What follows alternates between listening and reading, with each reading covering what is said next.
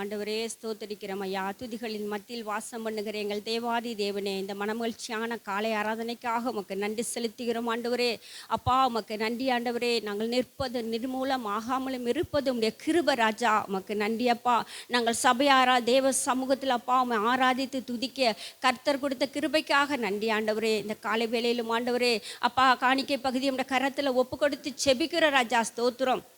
காணிக்கை கொடுக்கிற கரங்களை என் தேவன் ஆசீர்வதிக்கும்படியா செபிக்கிறோம் ஆண்டவரே. வேலைகளிலும் பிஸ்னஸ் காரியங்களிலும் ஆண்டவரே ஸ்தோத்திரமையா ஐயா, வியாபார காரியங்களிலும் ஆண்டவரே சபை மக்களுக்கு கர்த்தர் ஒரு ஆசீர்வாதத்தை கொடுக்கும்படியா செபிக்கிறேசப்பா.